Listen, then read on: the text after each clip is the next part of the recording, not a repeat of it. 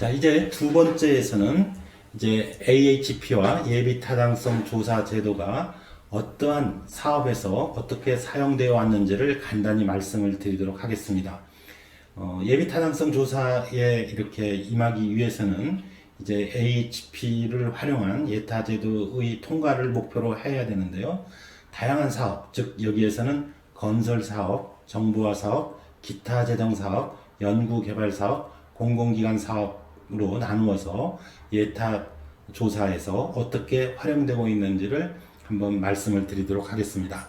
특히 2020년도에서는 공공기관 사업에 큰 변화가 있었기 때문에 공공기관 사업 예비 타당성 조사를 준비를 할 때에는 2020년도에 변경된 그런 내용을 꼭 살펴보고 이렇게 예비 타당성 조사 준비를 해야 할 것 같습니다. 이제 건설사업 예비 타당성 조사에서의 계층 구조를 말씀을 드리도록 하겠습니다.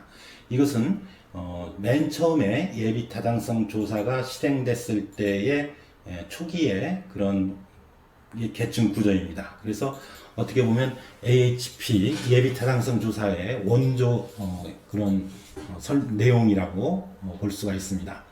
먼저 경제성 분석, 정책성 분석, 지역 균형 분석의 제1계층을 가지고 있고요.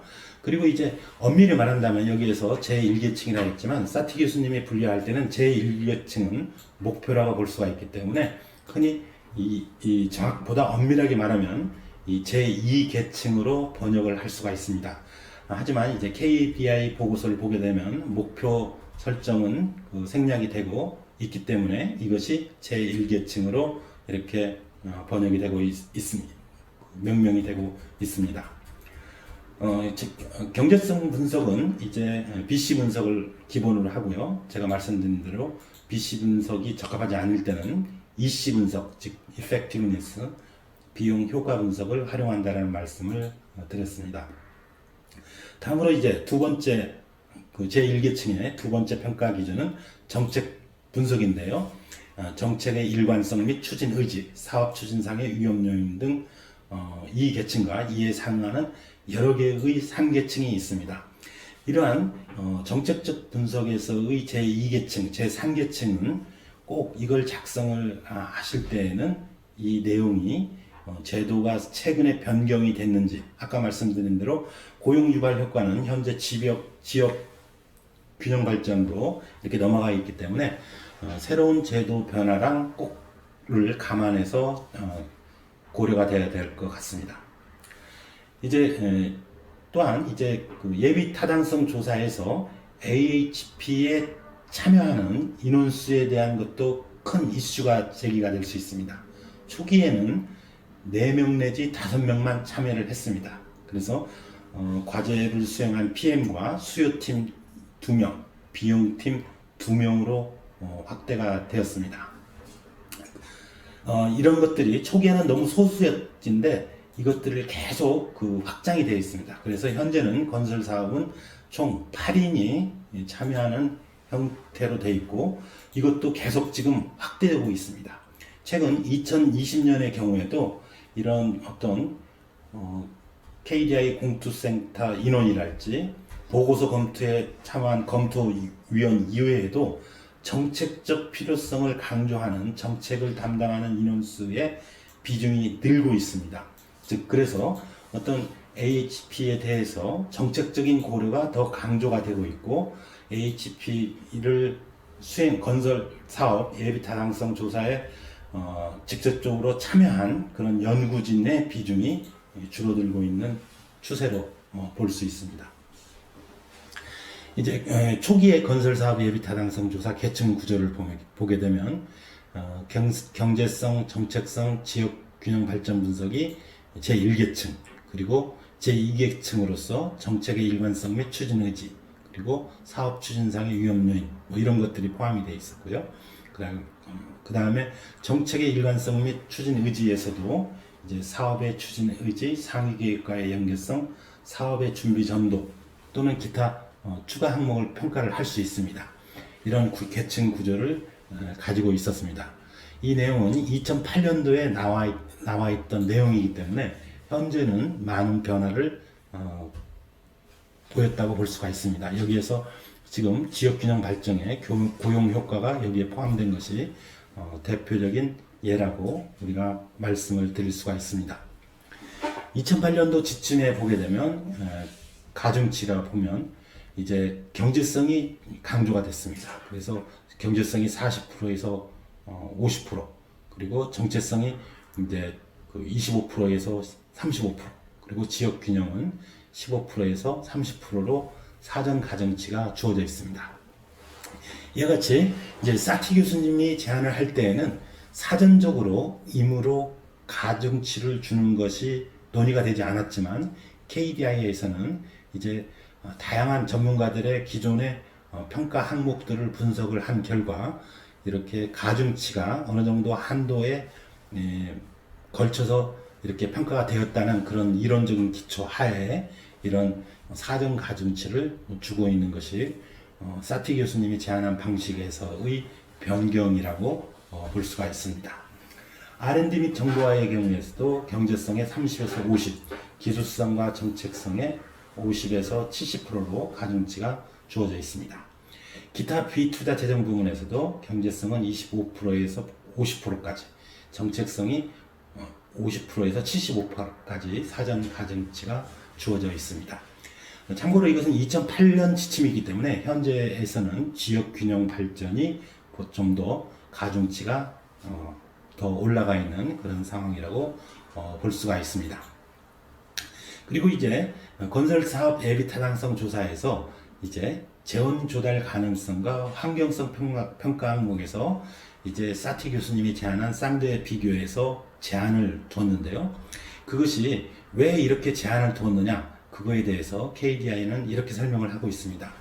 환경성 또는 재원 조달상에 문제가 없는 것이 사업의 시행을 촉진하지 않고 사업 추진상 부정적 요인으로 작용하지 않는다는 것을 강조하기 위해서 KDI는 최대 점수를 1점으로 설정하고 있습니다. 이제 계량 점수 처리 방식을 보게 되면 계량화된 평가 항목에 대해서는 표준 점수를 부여하는 방식을 도입을 하고 있습니다. 이것은 BC 비율에 대한 다양한 주관 전문가의 주관적 평가를 이렇게 좀 배제하기 위해서 계량화된 평가에서는 이렇게 등급별로 표준 점수를 이렇게 부여를 하고 있고, BC 비율뿐만 아니라 지역 낙후도에 대해서도 이제 그 표준 점수를 부여하는 방식을 생각을 하고 있습니다. 다음으로 이제 또 이제 응답자의 의견을 종합하는 방법이 있는데요. 원래 사티 교수님이 제안을 할 때에는 모든 응답자의 이런 그 의견을 기하 평균을 이용을 해서 평균을 내는 것이 바람직하다라고 이렇게 제안을 하고 있지만, KDI 보고서를 보더라도 2000년도 보고서와 2001년도 보고서에서도 응답자를 어떻게 종합할 것인가 하는 것이 다르게 나타나고 있습니다. 그래서 이 응답자를 종합하는 방법도 이게 굉장히 그 다양한 이슈가 존재하게 됩니다. 모든 응답자의 의견을 동등하게 줄 것인지, 아니면 어떤 특별한 응답자의 그런 의견에 더 가중치를 더 줄 것인지, 그런 문제가 있고요. 개인의 쌍대 비교에서 얻어지는 가중치와 평균을 구한 다음에 이를 기하 평균을 사용하는 방법 등 여러 가지 방법이 있을 수가 있습니다.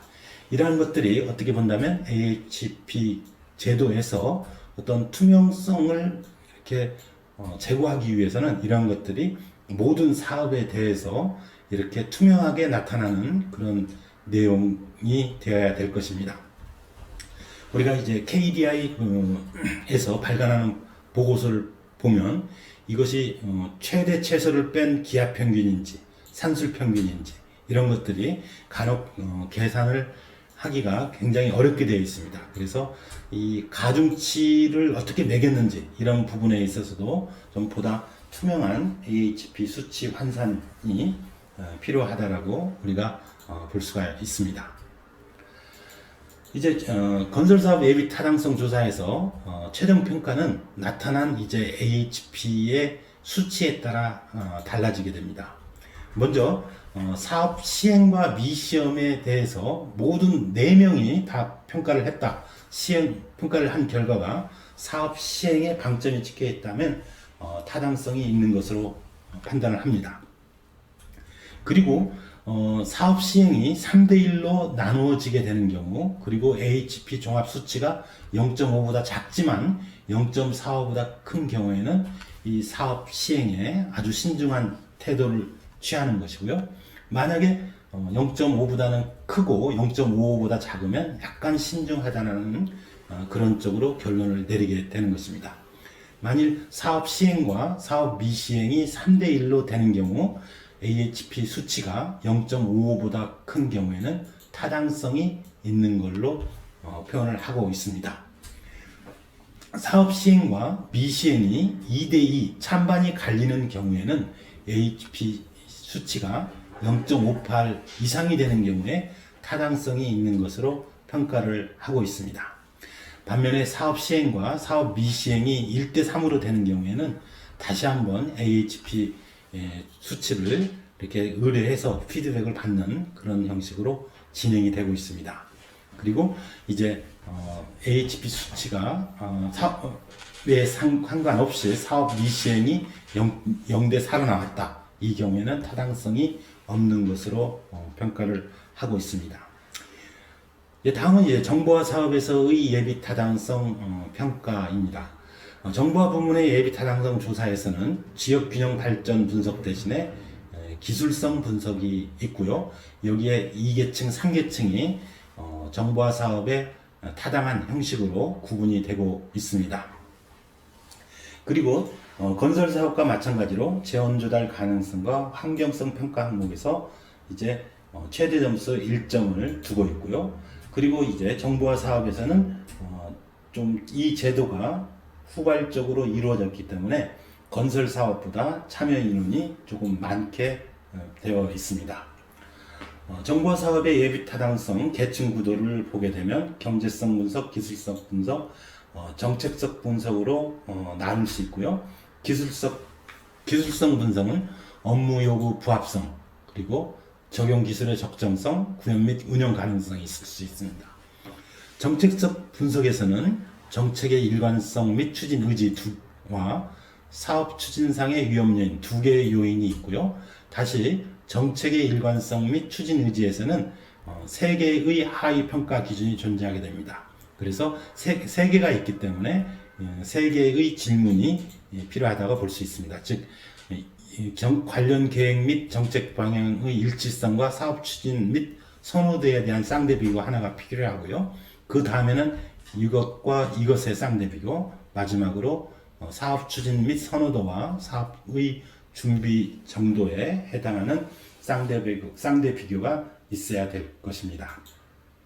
이 내용 역시 2013년도에 나온 KDI 표준지침 연구 제2판에 의거하고 있기 때문에 정보화 사업의 최신 자료는 꼭 검토해서 그 예비 타당성 조사의 계층 구조를 설정을 해야 될 것입니다.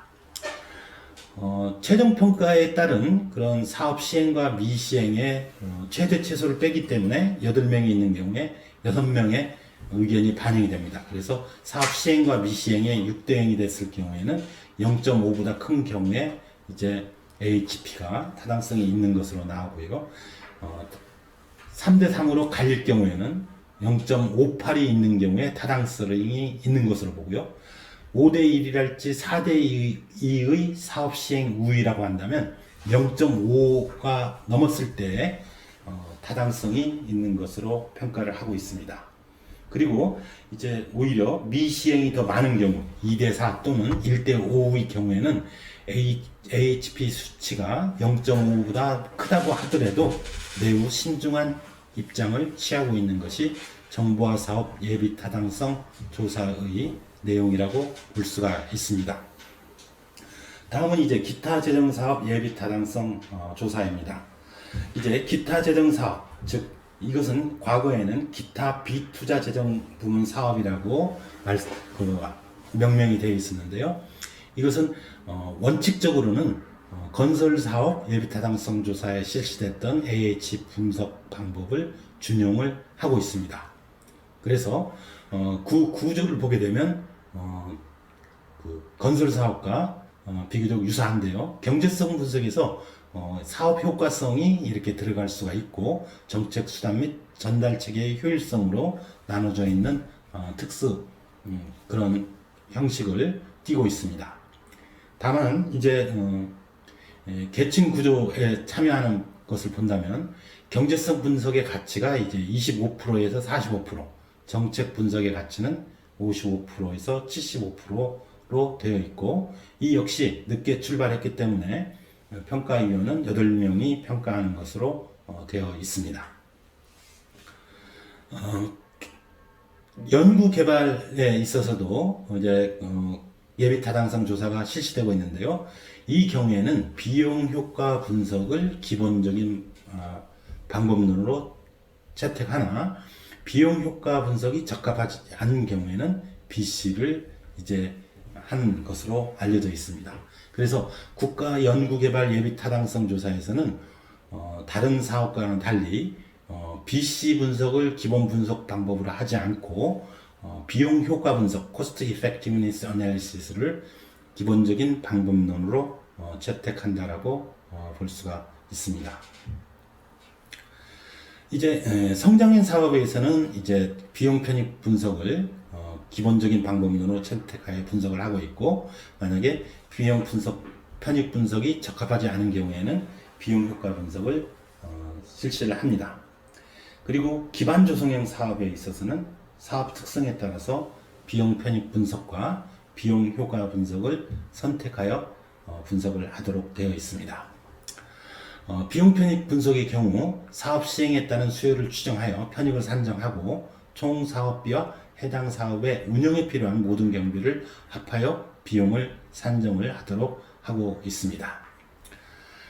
편익 분석은 그 국가연구개발 사업에서 비용 편익 분석에서 이제 기금 사업 중에서 여유 자금을 활용해서 수입 증대를 목표로 하는 사업은 경제적 타당성 분석 대신에 수익성 분석을 대체를 할 수가 있습니다. 이것을 연구개발 사업의 기본적인 예타의 계층 구조를 보면 이 화면과 같습니다. 이것은 2019년도 한국과학기술기획평가원에서 작성한 그런 지침이고요. 굉장히 그 평가 기준의 평가가 이렇게 작기 때문에 3개 또는 1개의 쌍대 비교가 이루어지고 있기 때문에 어떤 일관성 지수의 그 혼돈을 조금 막을 수 있다는 장점이 있습니다. 참고로 이제 이 평가 기준의 숫자가 4개로 되는 경우 6개의 질문이 있게 되고, 그리고 이 경우에는 일관성 지수에 문제가 발생을 할 수가 있습니다. 만약에 평가 기준이 5개가 되는 경우는 4 곱하기 3 곱하기 2가 돼서 24개의 이런 질문이 있어야 되고, 이러한 경우에는 일관성 지수에 상당히 문제가 있을 수가 있습니다. 그래서 실제로 AHP를 작성을 하실 때에는 평가 기준을 3개 또는 4개 정도까지만 하는 것이 바람직하다라고 볼 수가 있습니다. 사티 교수님은 이런 그 평가 기준이 많아졌을 때의 일관성 지수 확보를 위해서 이런 질문을 2개로 나누어서 할 것을 제안을 하고 있습니다. 이것은 굉장히 기술적인 문제이기 때문에 여기에서 논의는 하지 않도록 하도록 하겠습니다.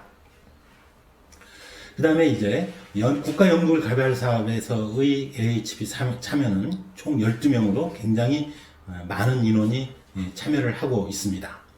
그리고 이제 평가 가중치를 보게 되면 성장형 사업과 도전혁신형 사업으로 구분을 할 수가 있는데, 도전혁신형 사업에서는 과학기술적 타당성이 55%에서 65%의 타당성을 가지고, 그 다음에 정책적 타당성이 20%에서 40%, 경제적 타당성이 5% 이하의 이제 가중치를 가집니다.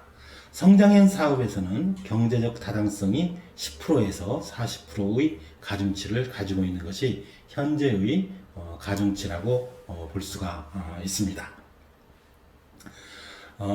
이제 또 기반 조성형 사업의 경우에는 이제 경제적 타당성이 10%에서 20%로 가중치를 가지는데요.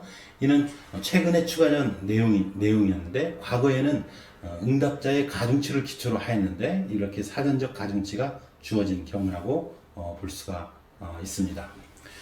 그래서 이것을 다소 이제 복잡하게 이렇게 했을 때 제도의 시행과 미시행에 따라서 어떤 AHP의 타당성이 있는 수치가 0.5에서 0.59, 0.62, 0.67까지 크게 이렇게 되는 것을 연구 개발 사업의 예비 타당성 조사에서 우리는 알 수가 있습니다. 자, 그 다음에 이제 끝으로 예비 타당성 조사에 관한 공공기관 사업에 대한 예비 타당성 조사를 살펴보도록 하겠습니다. 이 공공기업 사업은 이제 큰 틀이 국내와 국외로 구분이 되고 있다는 데 큰 특징이 있습니다. 즉, 공기업 준정부기관 사업 예비 타당성 조사는 크게 국내 사업과 해외 사업으로 구분을 할 수 있고요. 그리고 국내 사업의 조사에서는 정책적 분석에서 일자리 창출력과 안전성, 사회적 기여도 등이 이렇게 평가할 수 있도록 수정되었고, 2020년에는 주민에 미치는 영향까지도 새로이 포함되고 있습니다. 그래서 공공기관 사업 예비 타당성 준비를 하시는 분은 꼭 2020년도 후반기에 변경된 예타 조사 내용을 참고를 하셔서 작성을 해야 될 것 같습니다.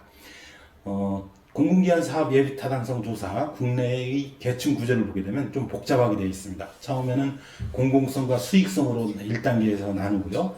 그 다음에 공공성의 경우에는 경제성 분석과 정책적 분석으로 나누고요. 수익성은 사업의 재무성과 사업 수행기관의 재무 안정성을 고려하는 구조로 되어 있습니다. 이와 같이 공공기관 사업 예비 타당성 조사에서는 계층 구조가 하나, 둘, 셋, 네 개로 되어 있기 때문에 사티 교수님의 이 이론에 따르면 총 6개의 계층 구조가 설정되어 있는 것으로 이렇게 볼 수가 있습니다. 지금 화면에서 보시고 계시는 예비 타당성 조사의 계층 구조는 이제 2013년도에 나왔던 내용이기 때문에 현재 제도에서는 우리가 꼭 새로운 제도를 확인할 필요가 있습니다. 두 번째로 이제 공공기관 사업 예비 타당성 조사에서는 해외 부문에 관한 내용입니다. 해외 사업의 공공성 평가에서는 정책적 타당성 및 국내 경제 파급 효과를 평가하고, 정책적 타당성에서는 기관의 설립 목적과의 합치성, 정책의 일관성 및 추진 의지에 대해서 평가를 하고 있고요. 국내 경제 파급 효과는 수출 고용 자원 확보 효과 및 기관 경쟁력 제고 효과 등에 대해서 평가를 하고 있습니다. 자, 그래서 공공기관 사업의 예비 타당성 AHP는 총 10명으로 이렇게 되어 있는데, 지금 PM이 1명, 수요팀 2인, 비용팀 2인, 회계팀 2인, 공투센터 2인, 검토위원 1인인데, 지금은 이제 정책위원이 더 검토위원이 확대되고 있는 그런 추세로 볼 수가 있습니다. 해외에 나타난, 국내에 나타난 그런 구조로 이렇게 볼 수 있고요. 또 다음으로 이제 공공기관 사업 예비 타당성 조사에서는 비수익형 사업에서도 달리 적용을 하고 있습니다. 특히 비수익성 사업에 대해서는 공공성이 70%를 차지하고 있기 때문에, 공공성이 중요하다고 한다면 비수익형 사업도 이렇게 사업이 추진될 수 있는 그런 제도로 운영이 되고 있습니다. 그리고 지역균형 발전 항목인 지역 낙후도 항목하고 지역경제 파급 효과 및 항목도 재정사업 예비 타당성 조사에 의거해서 가중치 크기를 제한을 하고 있는 특징을 보이고 있습니다.